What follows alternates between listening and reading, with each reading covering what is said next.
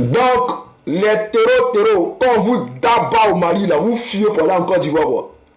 Ah, vous n'avez pas dit que vous êtes fort. C'est-à-dire que vos patrons vous mentent pour dire que, ouais, le Mali n'est pas armé, le Mali est mal armé, d'après eux. Que non, c'est la Côte d'Ivoire qui est la première puissance de lui et moi, d'après eux, hein, que ce n'est pas le Mali, que la Côte d'Ivoire est devant le Nigeria.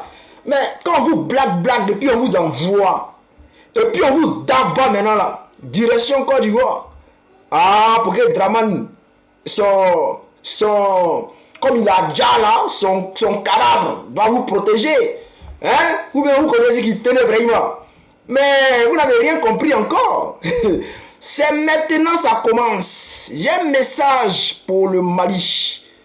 Vous avez écouté une vidéo tout à l'heure, mais j'ai un message pour le Mali. Comportez-vous comme l'Iran. L'AES, même pas seulement pour le Mali, mais tout l'AES.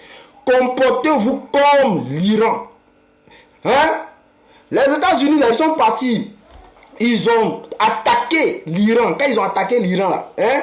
L'Iran savait qu'ils ne pouvaient pas aller jusqu'à taper sur les États-Unis. Qu'est-ce qu'ils ont fait?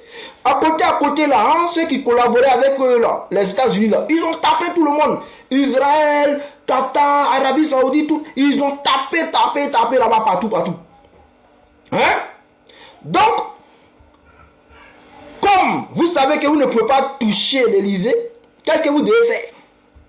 Qu'est-ce que vous devez faire? Les sponsors, les pays qui les aident, où ils gardent les bases, les sponsors là. Vous devez taper aussi. Mais vous êtes là, vous regardez. On est dans quoi? On est dans quoi? Taper aussi. Ceux qui sont en train de fuir pour aller vers la Côte d'Ivoire là. Mais suivez-les jusqu'à arriver à la frontière là. Vous allumez. La famille, on va écouter cette vidéo.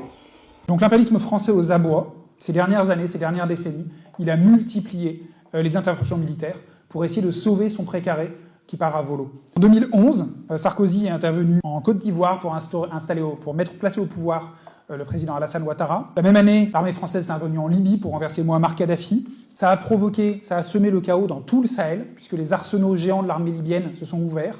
Vous avez des masses de djihadistes qui sont venus s'implanter en Libye et qui de là ont commencé à rayonner dans toute la région, ce qui a déstabilisé toute une série de pays pro-français au Sahel. Et donc 2 ans plus tard, l'armée française a été obligée d'intervenir au Mali pour repousser une offensive djihadiste, renverser le gouvernement en place et en placer un nouveau, comme elle fait assez souvent quand elle fait une intervention militaire. Il remplace le président incompétent du point de vue de l'impérialisme français par un autre. Et donc en l'occurrence, ça a été Ibrahim Boubacar Keïta. Et ça a été le début d'une longue guerre de guérilla dans laquelle l'armée française a en fait répandu à l'échelle de l'ensemble du Sahel la guerre civile qui avait éclaté dans le nord du Mali et a plongé toute la région dans une sanglante guerre impérialiste dont le Sahel n'est toujours pas sorti aujourd'hui. En fait, tout ça, c'est une conséquence des actions de l'impérialisme français. Mais toutes ces interventions militaires, elles n'empêchent pas le déclin de l'impérialisme français d'encore s'accélérer à partir des années 2020.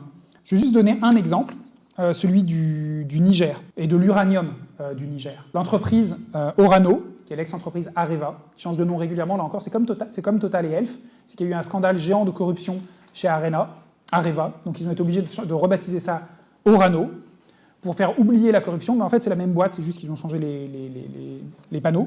Et donc elle extrayait du Niger environ 30% de sa production totale d'uranium. Et elle exerçait un monopole de fait sur l'industrie d'extraction d'uranium au Niger. Il n'y avait quasiment que Areva Orano qui occupait ce secteur dans le pays. Et cette exploitation de l'uranium du Niger jouait un rôle clé, notamment dans l'approvisionnement des centrales nucléaires françaises en combustible. Alors, Champikilo, si tu n'es pas encore abonné là, faut t'abonner. Hein. Voilà, faut t'abonner, il faut mettre un cœur, il faut batailler. On est ensemble, c'est pour vous dire quoi. Les Mongolais, ils parlent seuls maintenant, hein. Ils parlent seuls. Eux-mêmes là, ils savent que là, c'est gâté eux-mêmes là. Et ils n'ont plus peur de parler, ils n'ont plus peur de dire la vérité. Bon, ça, nous on le savait déjà. Mais aux yeux du monde, eux-mêmes n'ont plus peur de se dénoncer en fait. Pour dire que ouais, c'est nous on a enlevé le président Gbagbo au pouvoir, c'est nous on a déjà Kadhafi, c'est nous on a fait ceci, c'est nous on a fait cela, c'est nous on déstabilise l'AES. Ils savent, ça va venir vers eux un bon matin. Si c'est pas un soir, ça serait un matin. Si c'est pas un matin, ça serait un soir. On est ensemble.